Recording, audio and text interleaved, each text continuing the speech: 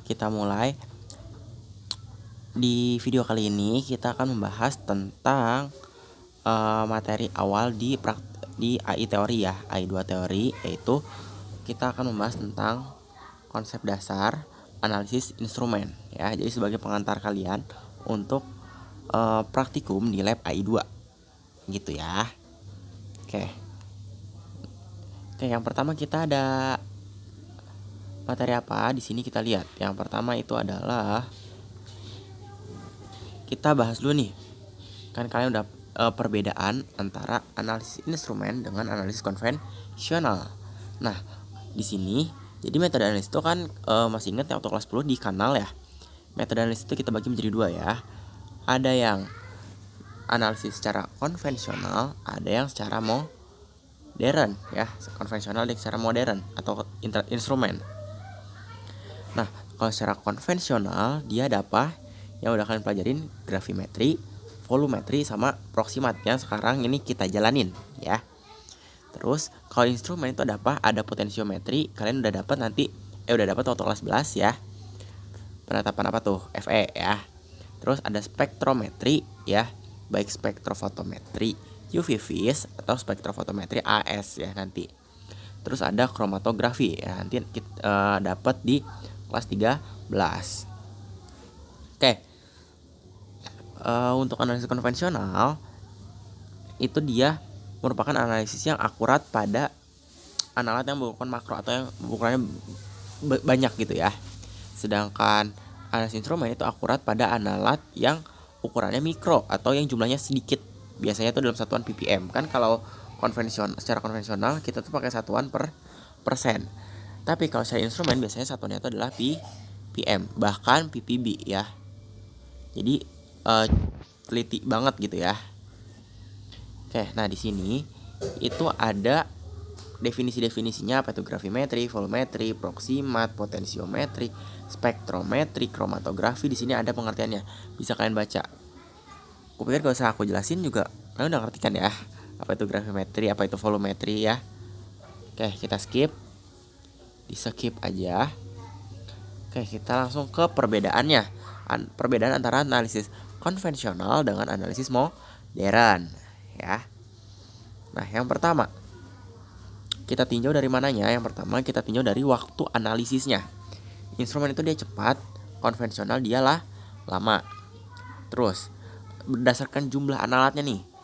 Kalau analisis instrumen dia untuk analat yang jumlahnya kecil. Yang tadi aku bilang biasanya dia dalam bentuk PM atau bahkan PB ya. Sedangkan secara konvensional biasanya dia masih dalam persen ya. Terus cocok untuk analisis dalam jumlah banyak. Jadi kalau instrumen itu dia karena waktunya cepat, dia cocok dalam waktu yang dalam jumlah yang banyak. Sedangkan yang konvensional dia cocok untuk yang jumlahnya sedikit karena lama juga kan. Terus yang instrumen dia harga dan perawatannya mahal. Jelas alat instrumen dia harganya miliaran gitu loh ya. Sedangkan konvensional paling dia murah kan ya, karena cuman biasanya alat gelas doang, bahkan instrumennya dikit. Adapun dia gak begitu mahal semahal instrumen yang di lab AI kan ya.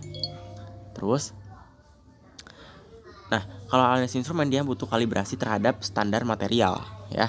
Sedangkan konvensional dia gak butuh. Terus instrumen dia bisa pengoperasiannya sulit, sedangkan konvensional enggak. Gitu. Oke.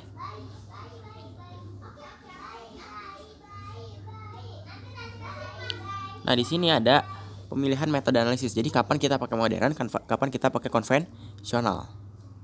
Di sini dijelasin.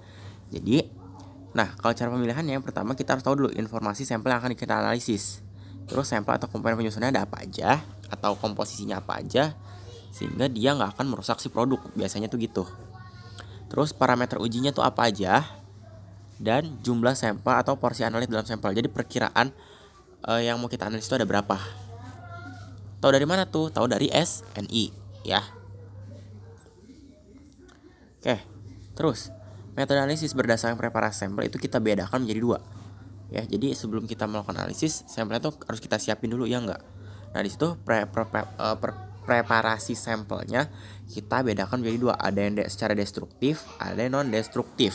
Nah, kalau destruktif itu kita lakukan dengan cara merusak si sampelnya. Ya, kita hancurkan sampelnya. Sedangkan cara non destruktif kita tidak menghancurkan sampelnya ya. Nah, sehingga nanti sampelnya bisa diperuntukkan lagi untuk menganalisis selanjutnya ya. Maksudnya menganalisis yang lain. Misalkan udah selesai nih analisis logam Fe. Oke, kita bisa lanjut buat analisis yang lain lagi. Misalkan analisis apa nih? Analisis Hg atau analisis Ag gitu. Atau analisis Cu bisa gitu ya.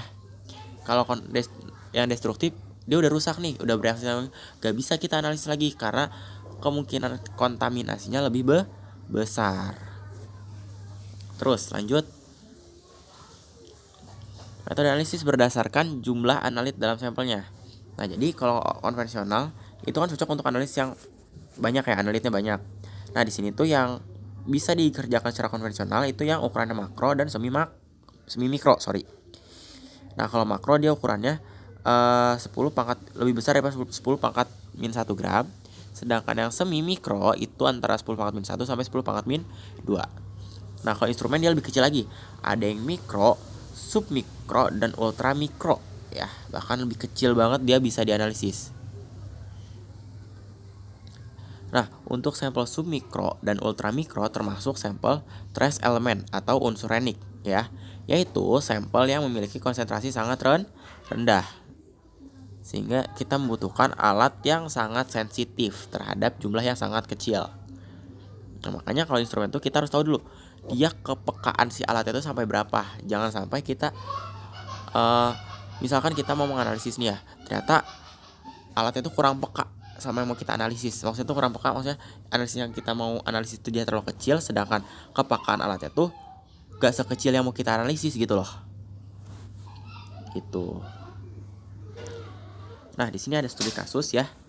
Apabila kita ingin menganalisis logam Fe dalam susu, nah diperkirakan kadar Fe-nya tinggi.